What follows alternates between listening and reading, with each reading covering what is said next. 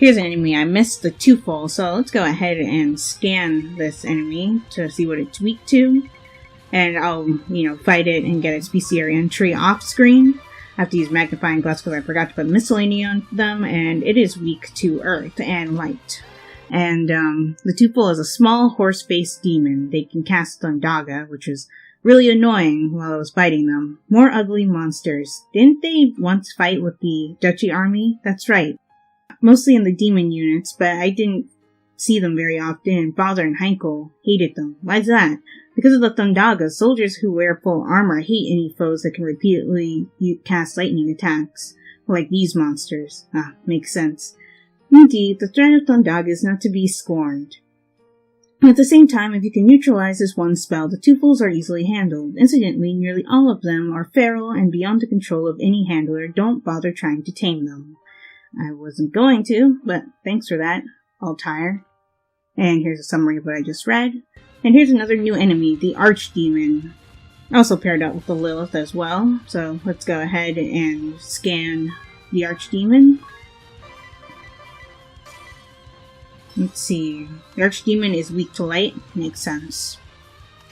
Okay, and I'll show off their bestiary entry. Yeah, here's the Lilith. Attractive but troublesome demon. It attacks with its tail, so keep an eye on it. I didn't see you keeping an eye on it. Other things, yes, but not the tail. For all the attention you were paying it, it caught you out quite a few times. Look, can we focus on how to defeat it, please? Now, or what about vulnerabilities? Anyone? I guess you got charmed. Look at him, being all evasive. Guilty as charged, I say. Tail Whip is a troublesome attack that delivers damage and charms its victim at the same time. Arm yourself beforehand with accessories such as lockets to nullify charm effects. Okay.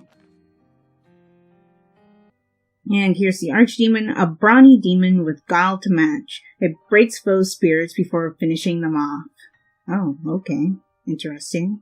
Uses psychological plays like fear to weaken you. When you're in the grip of fear, you lose BP and you can't use Brave or Default.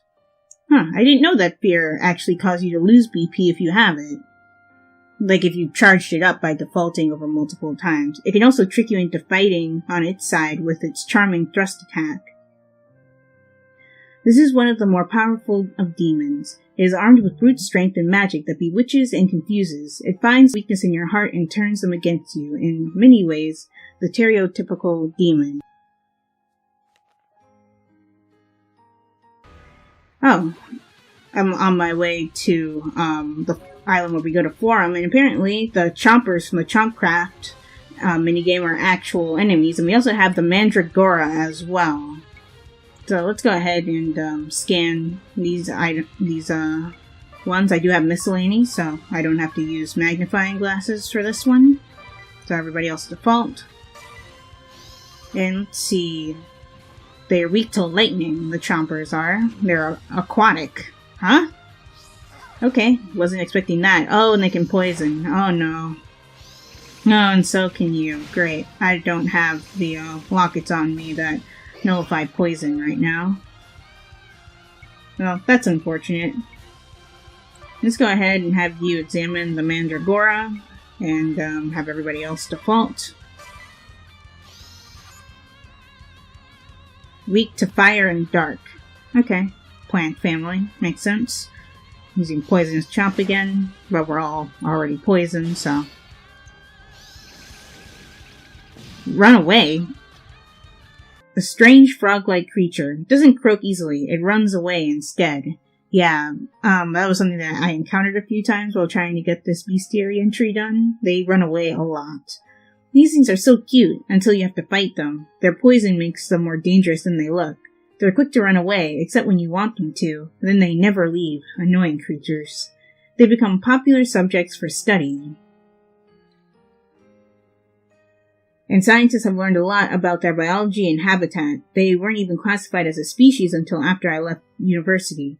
But that's so recent. The leading figure in Chomper research is Dr. Chomplin, age 57, of the All-Campus New Species Research Institute.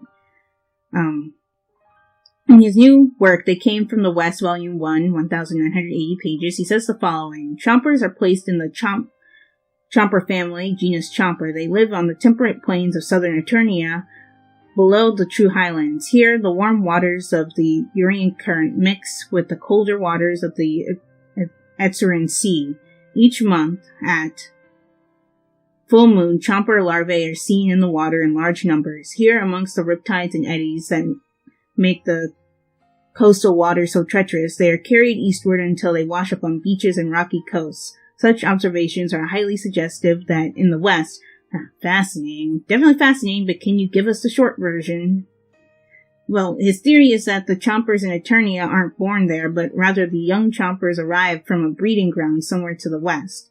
So their origin home is not Eternia. I wonder where it is then. I wonder too. And it also makes me wonder if the Chompcraft minigame, if we're actually making plush chompers or if they're trying to breed. And they use magic to make them into real chompers, I guess? I don't know. But anyway, we have the Mandragora here, a monster plant with pale purple flowers. Well, really, it's more like a big radish. A radish that uses poison pollen to inflict poison on whole parties. We definitely need to go into more details about this with the Bestiary. Professor Idia, if you please. Ahem. Mandragora is a part of the radish family and is an important part of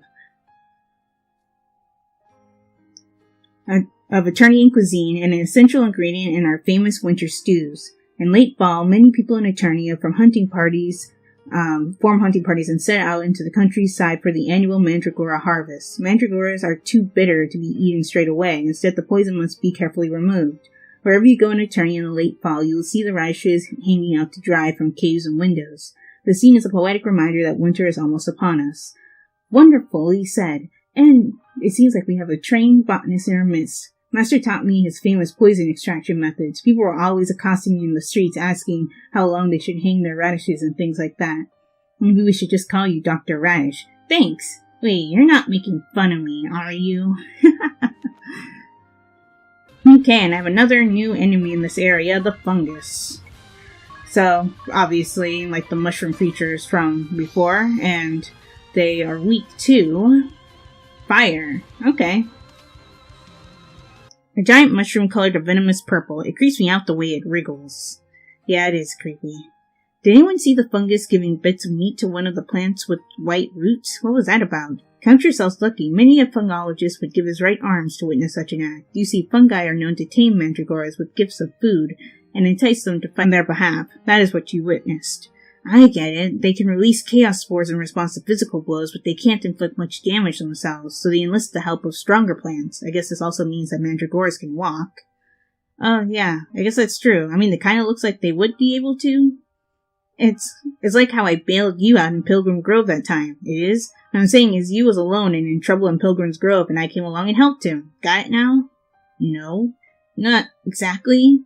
You mean Idia is a mandragora and you is a fungus? Really, Idia? Here's a summary of what I just read. Okay, and those were all the Bestiary entries I was missing, so let's New Game Plus.